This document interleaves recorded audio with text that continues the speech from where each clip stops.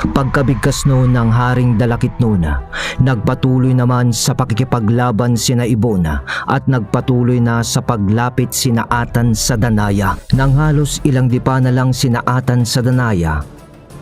Sandali mga kasama, kailangan natin na isaayos muna ang ating paggalaw bago natin atakihin ang Danaya para hindi na tayo magkamali pang muli sa pagkakataong ito.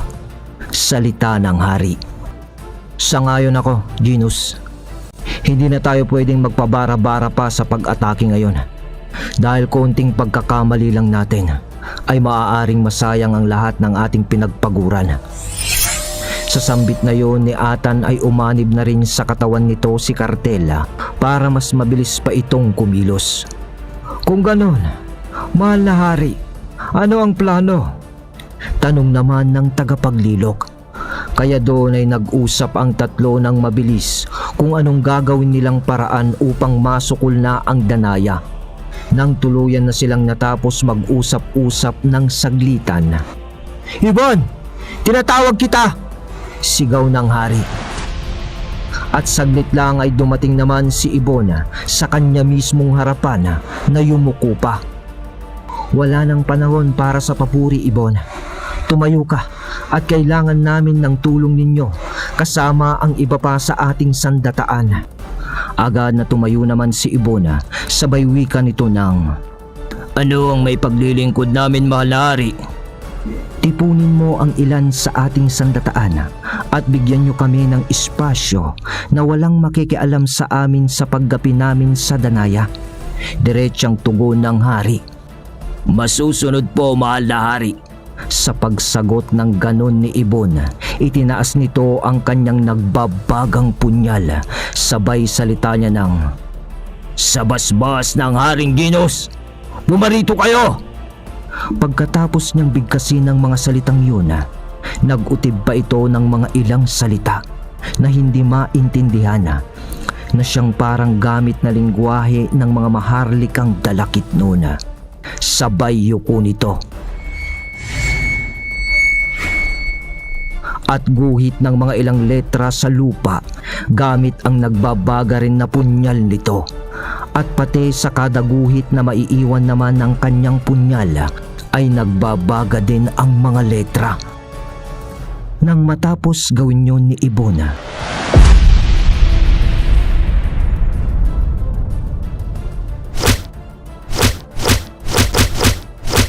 bigla na lang nagsidatingan ang may mga baluting pilak na kahalintulad ng kasuotan ng hari na may ukit ng sinyala ng kanilang lahi.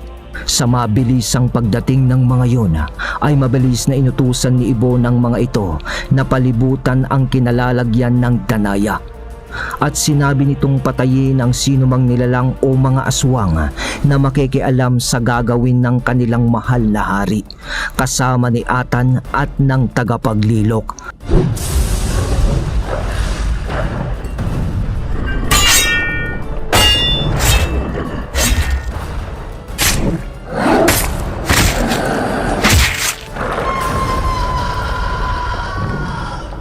At mabilis nga na nakagawa ng espasyo ang buong sandataan na pinamumunuan ni Ibona sa pamamagitan ng pagtataboy o pagpaslang ng mga pinakamalalakas na mandirigmang Dalakitnuna sa nakapalibot na mga kalaban sa Danaya. At doon ay kumilos na sina Atan kasama ang hari at ang tagapaglilok. Unang nagpakita si Atan sa harapan ng Danaya. Kaya nagngit-ngit sa galit naman ng Danaya, sabay sunggab kay Atan. Tumakbo naman si Atan sa pag-ilag nito, ngunit humabol pa ang Danaya na siyang pagtalon naman ng hari upang sugatan ang Danaya o ibao ng kanyang espada sa liig nito. Ngunit dahil sa tatlo ang mata ng Danaya, parang nakikita nito ang lahat ng galaw nila. Kaya kahit sobrang bilis ng kumilos nung hari, nailagan pa rin ng Danaya ang pag-amba ng saksak ni Genus. Para bang binabali ng konti ng Danaya ang segundo. Ngunit sa pag-ilag naman ng Danaya sa hari, Hampas naman ng mahabang latigo ng matanda sa Danaya malapit sa isang paa nito. Ngunit hindi tumama ang latigo ng matanda. Para bang alam ng Danaya ang gagawin sa kanya nila Atan. Kaya't sa paghampas ng tagapaglilok ng kanyang latigo, naagaw ang pansin nito at hinarap naman ang matanda. Agad naman na bumuelo ulit si Lazaro ng kanyang latigo at pilit pa rin na pinapatamaan ang isang paa ng Danaya. Ngunit nailagan niya ulit yun. Pero sa pag-ilag ng Danaya sa latigo ni Lazaro, baon ni Atan ng 13 talim sa may bandang likod na paa naman ng Danaya. Hindi natin narinig kung anong plano nila mga kabagis, pero parang balak nilang pilayin muna ang Danaya. Sa kwento tayo. Pagkatapos maibaon ni Atan ng balaraw, agad na sumipa ang Danaya at naisama si Atan sa puwersa nun. At doon ay nakabitaw si Atan sa 13 talim. Tumalsik si Atan. Naiwan ang patalim sa paa ng Danaya. Nagkatinginan ang hari at si Lazaro sa nangyaring yun kay Atan. Mukhang papalpak ang plano nila. Kaya't agad na humampas ulit ng latigo niya ang tagapaglilok. Subalit nakailag ulit ang Danaya. Sa paghakbang naman ng hari, tatagain na nito ang ulo ng Danaya sa pagtalon niya. Ngunit bigla ang nag-iba naman ang posisyon ng Danaya sa pagbali nito ng segundo at ibinaling ang pagkakaharap nito sa hari. Pagkatapos ay sinalubong niya ng malalaki niyang kuko ang atake ng Haring Dalakitnona. Agad naman na iniba ng Haring Dalakitnona ang posisyon ng pagkakahawak niya ng kanyang nagbabagang espada ng pangsangga sa mga kuko ng Danaya. At doon ay tumalsik din ito sa lakas ng puwersang idinulot ng pag-atake ng Danaya sa kanya. Pero sa pagkakataong yun ay nakabangon naman na si Atan. Sabay takbo nito upang hugutin ang 13 talim sa may bandang likurang paa ng Danaya. At sinabayan naman noon ng paghampas ni Lazaro ng latigo sa katawan ng Danaya upang hindi mapansin si Atan. Pagtama ng latigo ng tagapaglilok sa katawan ng Danaya, umangil ito dahil nabunot naman ni Atan ang kanyang 13 talim. Sa pagbangon naman ng Haring Dalakitnona sa pagkakatalsik nito, mabilis na tumakbo ang hari patungo sa tagapaglilok. Ngunit hinarang siya ng Danaya. Pero sa hampas naman ng tagapaglilok, kumapit o naitali niya ang isang paa ng Danaya sa kanyang latigong mahaba. Pagkatapos ay tumakbo si Lazaro sa silong ng Danaya ng padaos-dos upang kumabila sa kanan ng Danaya. Kasi ang natalian ng kanyang latigo na paa ng Danaya ay ang kaliwa nito. Balak nila itong patirin na parang baboy. Ngunit sa puwersa ng matanda nung kumabila ito ng pwesto, paghatak niya, ni hindi man lang natinag ang Danaya para mapatid ito. Bagkus ay inupo ng Danaya ang dalawa niyang paa sa bandang likod upang hindi ito matumba. Yung parang naupo lang na aso. Ganon dahil sa hindi niya maigalaw ang kanyang isang paa na nakatali sa latigo ng tagapaglilok.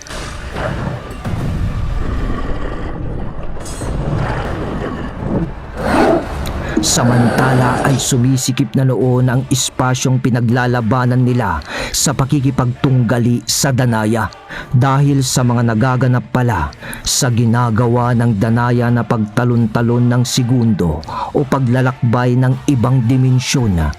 Ay mas lalong umuuka ang lamat kung saan nanggagaling ang mga nilalang na kalaban ng mga Dalakitnona. Dahilan naman na napapaatras na rin ang barikada ng mga engkantong Dalakitnuna na kawal ng hari sa buong palibot nila Atan. Ngayon na! Mahal na hari! Nathaniel! Hindi na makakapadyak yan! Sigaw ng tagapaglilok dahil ang malaking pagkakamali naman ng Danaya ay umupo ito na nakaangat ang unahan na mga paa nito, kaya't nasa harapan na ni Atan at ng hari ang walang depensang dibdib ng Danaya. Doon ay tumalo ng hari, sabay buwelo ng paghiwa sa dibdib ng Danaya. Sa paglapat ng talim ng espada ng hari, nahiwaan nito ang tapat mismo ng puso ng Danaya. Ngunit hindi niya pwedeng isagad yun dahil si Atan dapat ang bumao ng kanyang 13 talim sa puso ng Danaya. Kaya't malakas pa rin noon ang Danaya at unti-unti palang naghihilom ang sugat nito. Pagbaba ng mahal na hari sa lupa, pagkatapos niyang hiwaan ang Danaya, gumulong ito ng pakaliwa upang lumayo ng bahagya sa nagwawala pa ring Danaya. At sunod naman nun sa mabilisang pangyayari, dahil paglapat ni Ginos sa lupa ay nakatalon na rin pala si Atan sa kanyang likuran at ibabaon na ni Atan ang kanyang 13 talim sa puso ng Danaya. Ngunit sa pagpitik lang ng kalahating segundo, napigtas ang latigo ng tagapaglilok sa pagpupumiglas ng Danaya. Kaya't tumilapon ulit si Atan sa paghawi ng paa ng Danaya sa kanya. Buti na lang ay gamit nito ang kabal ni Cardel, kaya hindi bumao ng mga kukunon. Sa paggulong ni Atan sa pagtalsik nito, sakto pa rin naman na nakaluhod ito pagtigil niya. At nagkatinginan na silang tatlo.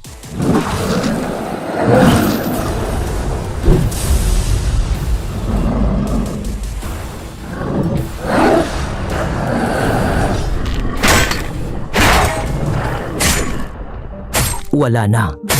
Pagapi na rin noon ang kawal ng hari at hirap na sina Ibon sa pakikipaglaban dahil sa mas lalo nang dumadami ang mga aswang sa digmaang nagaganap.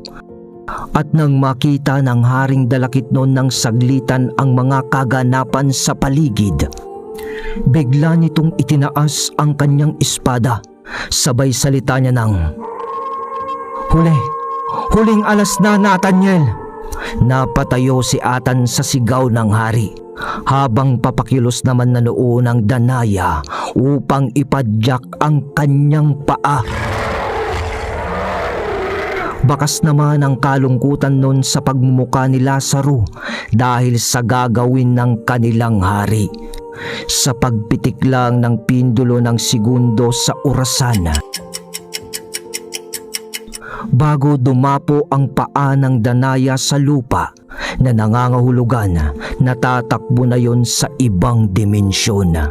Nawala ang pagbabaga ng espada ng hari, sabay tarak nito ng kanyang espada sa lupa. Sabay wika niya ng, "Mga bababang uri ng nilalang, hindi nyo ata naiintindihan. Nalupain ko pa rin ang tinatapakan nyo." Bigkas ng hari ng matibay ng pabulong, sabay pihit nito ng pakanan ng kanyang espada sa lupa.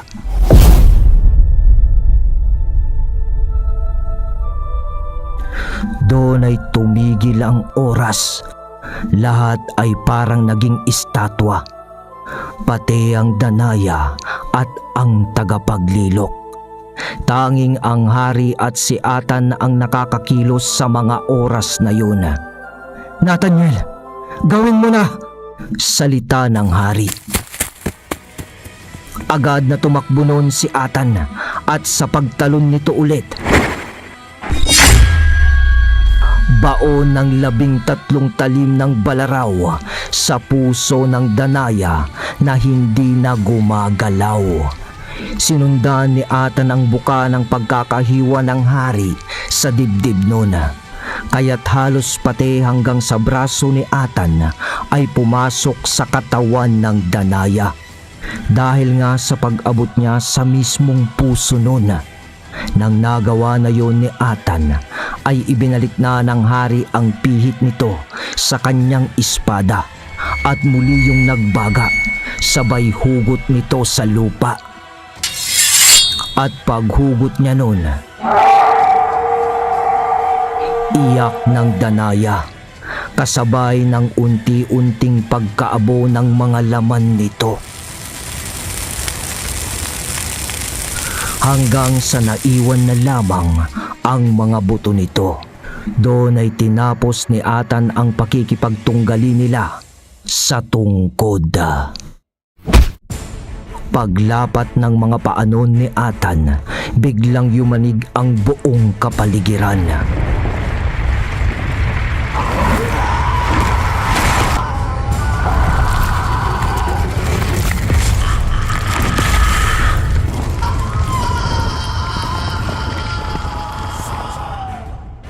At naghihiyawan naman ang mga aswang dahil umaangat na sa ere ang mga ito.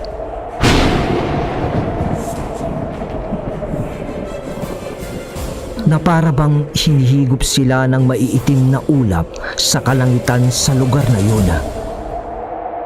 Sa mga mata ni Atan, doon ay napagmasdan niya ang paghigop ng parang patiwarik na ipo-ipo na gawa ng maitim na ulap sa mga lahi ng aswang. Pati sina Ibon noon ay namangha sa mga kaganapang iyon. Ay, tapos na, salita pa ng tagapaglilok.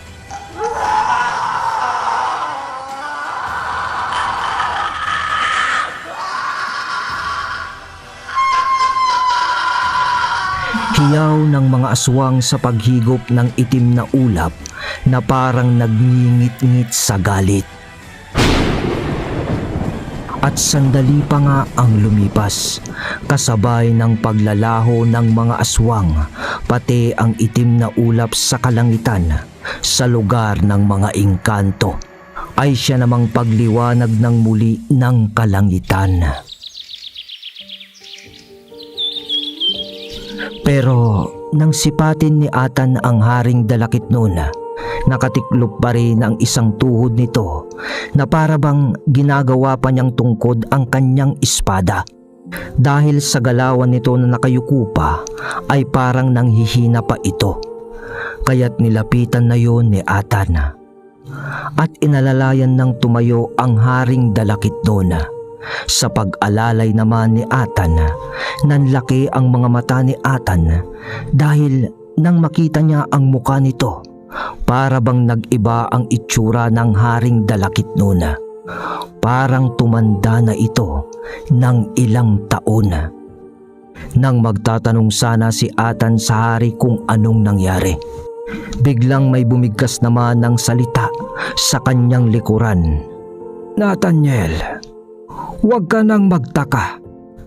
Dahil sa ginawang sakripisyo ng aming hari, 7 taon ang nawala sa kanyang buhay sa pagpapatigil niya ng oras. Kaya tumanda siya ng konti sa iyong paningin. Boses ng tagapaglilok. Pero baka...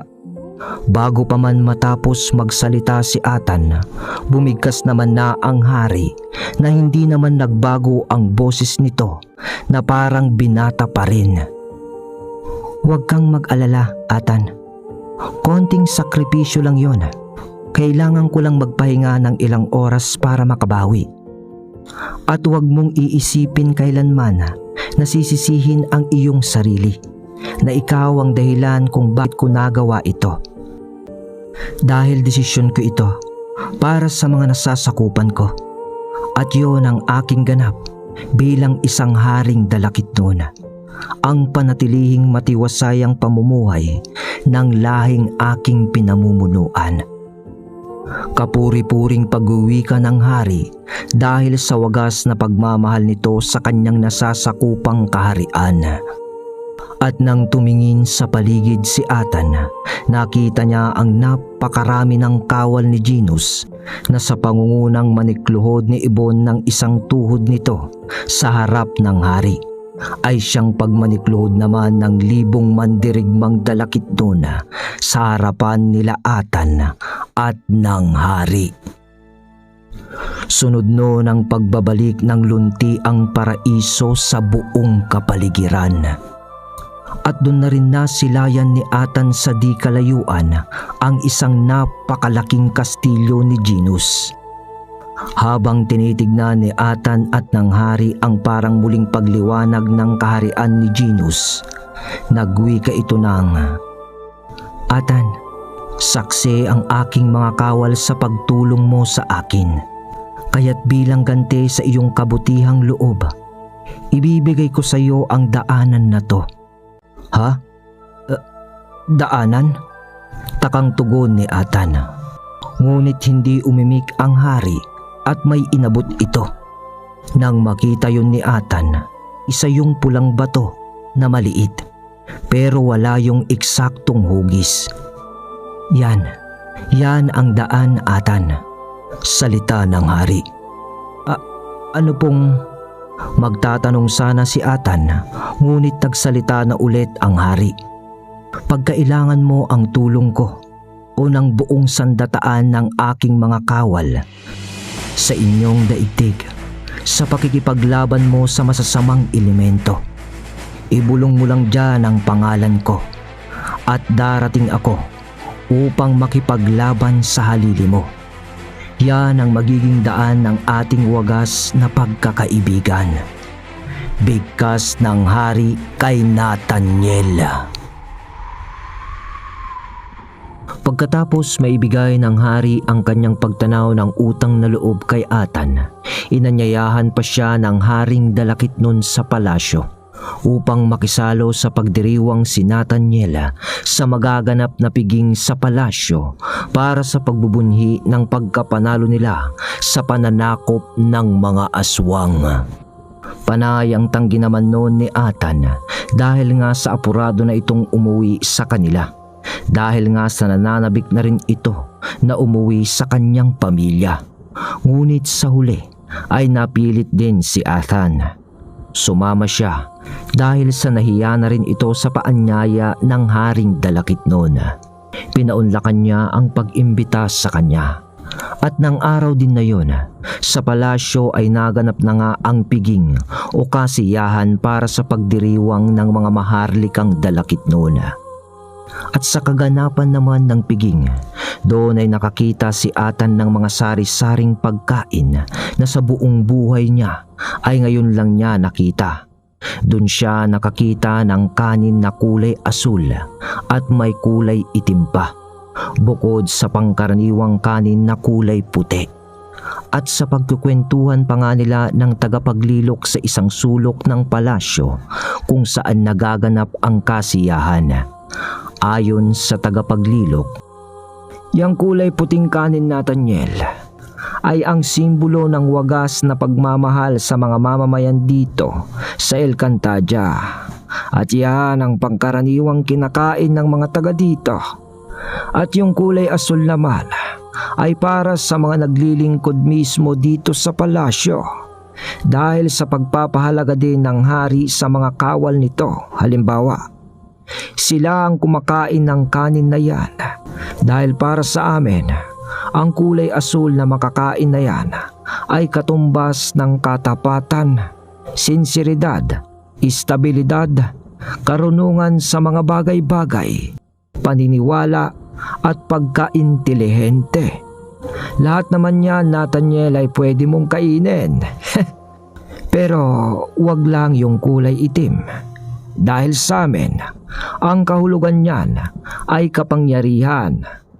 Dahil yan ang siyang hari ng lahat ng kulay. Pero dito sa aming daigdig, hindi yan dapat makain ng tao. Dahil maske sa panaginip niya, Lalo na sa pagdalaw ng isang engkantong dalakit noon pagpasok nito sa panaginip. Bakit naman ho? Tanong ni Atan ng pasingit. Dahil oras na kinain niya ng mortal sa kanyang panaginip, sa anyaya ng dalakit noon, o kahit anong engkanto pa, o kahit man mapunta ka sa lugar namin, maiiwan na ang kaluluwa mo dito sa daigdig ng mga engkanto at hindi na muling makakatawid pa ang iyong kaluluwa. Sa makatuwid, Nathaniel, patay ka na sa daigdig niyong mga tao pag kinain mo ang itim na kanin. Ganun ba? Nakakatakot naman pala kayo. Salita ni Atan dahil sa ngisi ng matanda sa pagkukwento nito. Binibiro lang kita, Nathaniel. Ikaw naman, hindi naman namin ipapakain yan sa'yo, ang itim na kanin. Hindi naman ganoon ang mahal na hari para angkinin niya ang kaluluwa mo dito.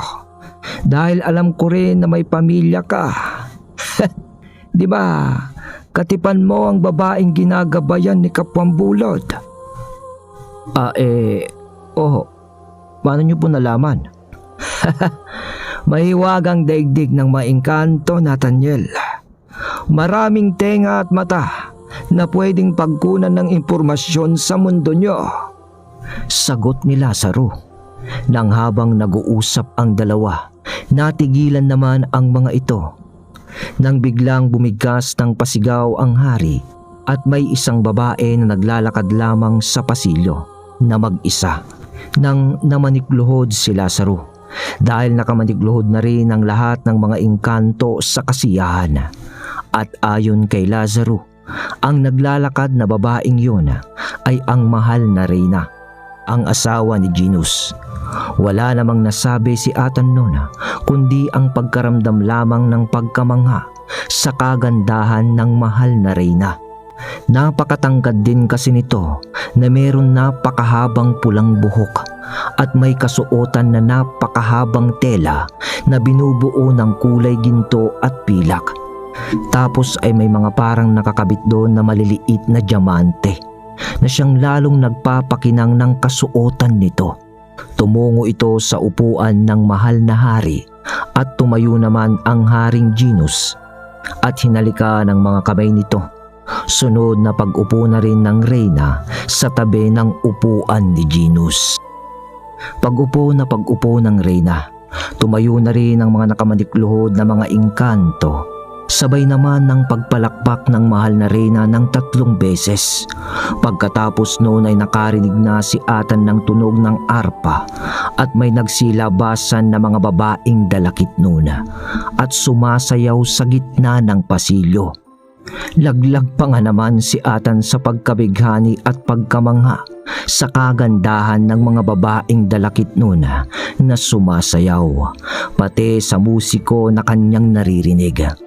At sa pagtayo ng matanda sa tabi ni Atan, "Hoy, Atan! Baka mahumaling ka dito May asawa ka na. Alam mo naman ang batas. Ang tao ay para sa tao at ang engkanto ay para sa engkanto." Namula naman si Atan sa sinabing yun ng matanda. Hindi naman ho. Naninibago lang ho ako sa aking mga nasisilayan. Salita ni Atan nakakamot-kamot sa batok nito. Binibiro lang kita, iho. Dahil ang alam ko, sa daigdig daw ng mga tao, usong-uso daw ang biruan o kasiyahan. Oho. Kahit na seryosong usapan dun, ginagawang biro Kaya lagi kaming nakangiti. Yung asawa ko nga, maihipan lang ng hangin yun, natatawa na yun Mababaw kasi ang kiliti nun. Tawang biro naman ni Atan. Pero nagseryoso yung matanda na parang nabilib naman sa sinabi ni Atan. Talaga? Di bale, tatanungin ko nga ang asawa mo kung paano gawin yon. Ang maihipan lang ng hangin, at tumawa para maging masaya din ako. Wika ng tagapaglilok ng seryoso. Ha? Bakit ho? Sasama ho ba kayo sa daigdig namin, Impong Lazaro? Hindi naman. Kung sakaling magkita lang kami ng asawa mo sa panaginip. Malay mo, hindi ba? Napaisip naman si Atan at kinabahan at bulong niya sa kanyang sarili ng patay ako sa asawa ko nito kapag nalaman niyang ganun ang kwento ko sa kanya. May sinasabi ka, Iha? Wala ho, Impong. Pero gusto ko sana sa atin na lang yung kwento ko sa asawa ko. Pwede ho ba? Oo naman. Sagot ng matanda. Ayos. Doon ay napakalma sa kaba si Atan. Sa masayang biruan ng dalawa ay natapos rin ang kasiyahan na yun ng mga dalakit noon. At sa pagpapaalam ni Atan sa hari ay inihatid na nila Yvonne ito sa daigdig ng mga tao. Sa paglabas ni Atan sa puno ng kaimito ay nag-aapura na itong lumakad papauwi sa kanilang bahay. At noon ay nadatnan niya ang kanyang pamilya na naghihintay sa muling pagbabalik nang may hawak ng 13 talim ng balaraw. Pagkatapos ng digmaang naganap sa mundo ng mga dalakit noon, kagaya ng pangako ni Atan sa kanyang butihing may bahay, ay tumigil na ito sa pakikidigma dahil na rin sa mga panahong yun ay wala nang gumagambala pa sa kanilang pamumuhay.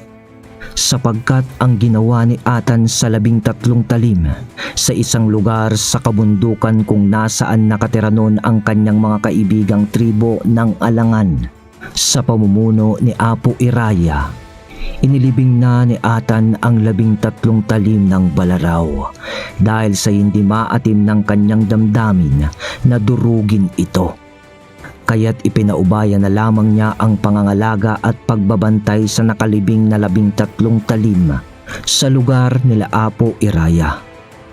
Pagkatapos noon, gaya ng kanyang mga unang pangarap sa buhay, ay nag-aral na si Atan ng agrikultura hanggang sa natapos na rin ito. At buntis na naman noon si Hazel sa kanilang pangalawang magiging supling.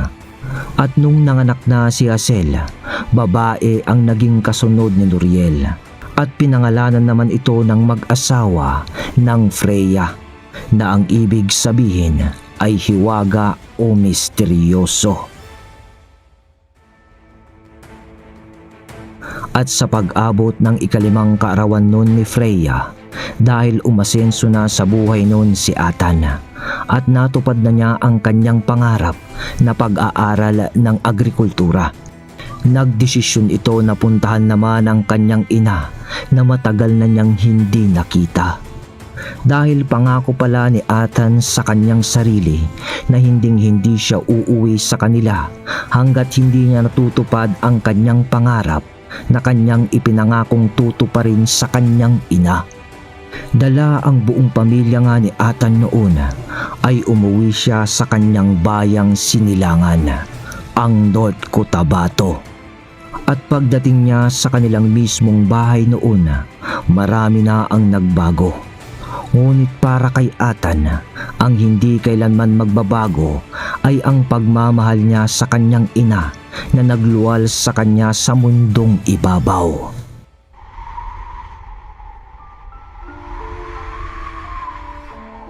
Kaya't nung nagkita sila, halos puti na ang lahat ng buhok ng kanyang ina noon. Anak, Atan, umuwi ka. Salamat sa Diyos. Salubong ng kanyang ina ng mga salita na halos mabasa na ang magkabilang pisngi nito sa pagbalong ng luha sa kanyang mga mata. Dahil sa nararamdaman nito na kagalakan at kasiyahan, muling bumalik ang kanyang anak na si Nathaniel. Anak, Kumusta ka na? Kumusta ka na? Paulit-ulit na tanong ng kanyang ina na umiiyak. Akala ko hindi mo na ako maaabutan pagbuhay sa pag-uwi mo. Dahil iniwan na rin ako ni Tito Hinaro mo. Patay na siya, anak. Ano? Patay na si Tito Hinaro? Tanong ni Atan noon na umiiyak na rin. Habang nasa likuran pa niya noon si Hazela kasama ang kanilang dalawang anak na si Noriel at Freya na naluluha na rin noon dahil sa pagkaantig sa pagkikita ng mag-ina pagkatapos ng mahabang panahon.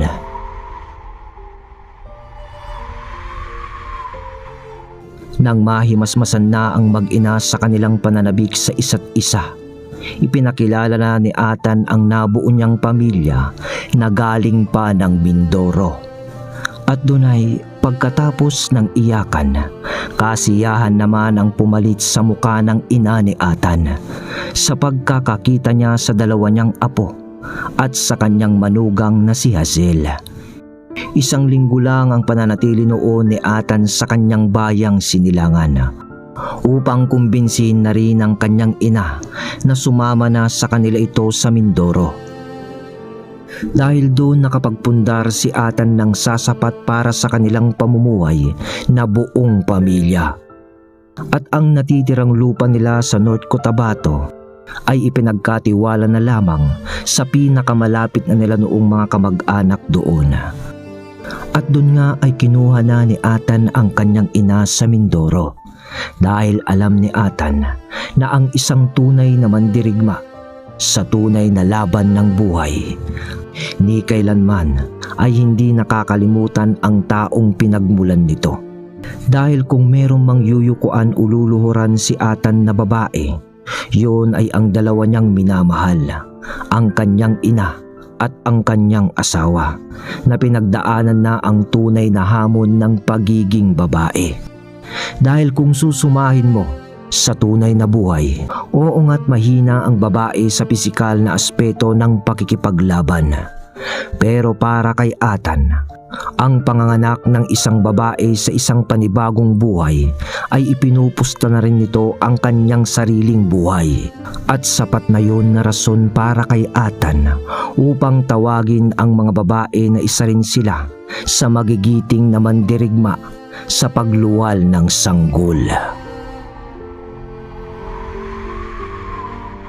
Forward na tayo mga kabagis ko dahil papasok na tayo sa yugto ni Noriel. Akala nyo tapos na? Sa kwento tayo. Dumaan ang maraming taon at sa mga panahong ito ay edad 21 na si Noriel at ang parang pinakakuya niya dito ay si Denden. At gaya na napag-usapan no ni Don Purding, Mang Arnel at ni Atan, pinagkasundo nga ang kanilang mga apo na ang anak ni Esmeralda na babae na nagngangalan naman na Diwata ay siyang mapapangasawa ni Noriel. Kahit papatay na noon si Don Purding at Mang Arnel. Tama kayo sa narinig nyo mga kabagis. Sa mga panahong ito ay patay na rin ang dalawang matandang karakter na ating minahal sa bawat episode ng kwento ng 13 talim. At pati na rin ang ina ni Atan ay patay na rin dito sa yugto na to. At sa kasalukuyan ng ang kaganapan. Tandaan mo, Noriel, nung ang nanay mo ang kumuha ng dalawang mutya na yan, ay nahirapan din ito sa pakikipaglaban kay Boreas at Cyrus. Wika ni Kapwambulod kay Noriel dahil ipinamamana na ni Hazel sa kanyang panganay na anak ang pangangalaga sa mutya ng apoy at hangin sa paggabay ni Kapwambulod. At gaya ng dati, sa puno kung saan pumasok si Hazel na sinasabing dimensyon o daan ng lugar ni Kapwambulod, kinailangan din ni Noriel na pagdaanan ang pinagdaanan ng kanyang ina bago niya makuha ang tiwala ng gabay ng hangin at apoy. At gaya ng inaasahan ng kanyang ina, nalagpasan ni Noriel ang pagsubok at nasa kanya na ngayon ang 2 mutya at ang paggabay ni Kapwang Bulod. Ngunit kahit ganun pa man, ay wala pang naging karanasan si Noriel sa pakikipaglaban sa mga masasamang elemento o sa mga aswang sa mga panahong ito, dahil tahimik na nga ang kanilang pamumuhay. Nang isang araw, malapit na ang kasal no ni Noriel at ni Diwata. 2 buwan na lang ang bibilangin para sa napipintong kasal nitong dalawa. Dahil yun nga ang napagkasunduan ng pamilya sa pamamanhikan nun nila Atan kina Esmeralda.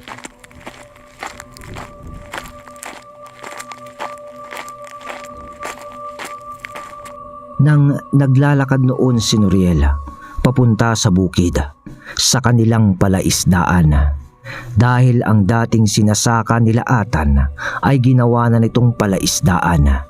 Naisip kasi noon ng kanyang amang si Atan na mas mabilis ang ikot ng pera sa pagsasaka ng mga isda, at parte rin naman yon ng natutunan ni Atan sa agrikultura. At ganun din naman ang inaral ni Noriel. Kakagraduate pa lang nito noon. Idolo niya kasi ang kanyang ama. Nang habang naglalakad nga siya, may nakasalubong itong lalaki. Nang walang ano-ano ay nagsalita yun bago sila magsalisi sa daan. "Toy, di ba ikaw yung anak nung dating may hawak ng balaraw?" Mga ilang segundong hindi umimik nun si Noriel at nag-isip muna ito at tinignan ng maigi ang lalaki. Nang mapagtanto niyang hindi yun mapagkakatiwalaan sa mga postura niya. Anong balaraw?" Patanong na sagot ni Noriel ng pagsisinungaling kahit na alam niya ang tinutukoy ng lalaki. "Hindi mo ako maluloko, Toy. Alam kong alam mo ang tinutukoy kong patalim. Matagal na namin kayong minamatyagan. Kayo ng pamilya nyo na mga antingero.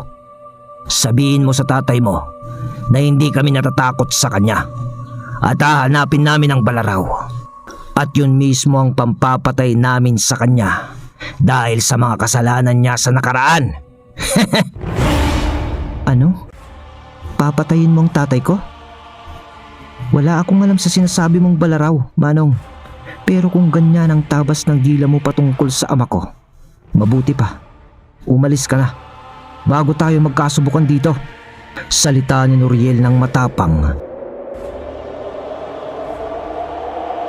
kasabay ng pag-ihip ng hangin, dahil sa nag-uutib na pala si Noriel noon sa kanyang isipan, at tinawag na niya si Boreas pati si Cyrus. Sabay hawak niya ng panabas na dala nito na pantabas niya sana ng mga damo sa gilid-gilid ng kanilang palaisdaan. Sa ilang segundo ng pagtititigan ng dalawa, tumaas ang tensyon dahil nakikipaglaban na rin pala noon si Noriel ng usal sa kaharap nito. "Hoy! Tarantadong asmo! Ako ang harapin mo!" Isang boses ang bumasag sa pag-iinitan ng dalawa, at nang lingunin yun ni Noriel. Ninong Timot?" Si Timot iyon, ang kaibigan ni Atan. Naging ninong kasi ni Noriel yun sa binyag. Yun nga lang syempre, hanggang sa kasulatan lang, dahil di rin pumunta ito sa simbahan. "Walang yakang asbo ka? Pati itong inaanak ko, papatulan mo pa. Ako ang harapin mo, mababang uri ng aso." Salita ni Timot habang papalapit ito sa lalaking kagirian ni Noriel. "Makalumang gabunan. May araw din kayo!" Salita nung lalaki, sabay alis na nito. Mukhang natinag siya kay Timot, ngunit pinahabulan ng salita yun ni Timot. "Ulol! Pasalamat ka! At hindi masyadong mainitin na ang ulo ng kumpare ko sa mga kagaya nyo. Kung hindi, lusaw agad kayo dito sa lugar na to." Lumingon lang naman ng konti noon ng lalaki sa paglayo nito sa dalawa at ngumisi, sabay dura sa lupa. "Pre!" Sabay alis na rin. Doon ay tinanong naman ni Noriel ang kanyang ninong. "Nong, Sino ho yun? Di ko kilala. Pero kilala ko ang lahi nila. Mga asbo ang mga yon, anak. Mag-iingat ka. Dahil marami pa rin natitirang mga kalaban ng iyong ama sa paligid na nagnanais na makuha ang balaraw. Bigkas ni Timot. Nang umabot na nga sila sa palaisdaan, nandun pala na naghihintay si Atan. Doon na ikwinento ng dalawa ang nangyari. At sa unang komento ni Atan, "Ano? Asbo? Huwag lang nilang kakantiin ang pamilya ko. Dahil kapag nangyari yun, huhukayin ko ang matagal nang nakalibing na kahapon."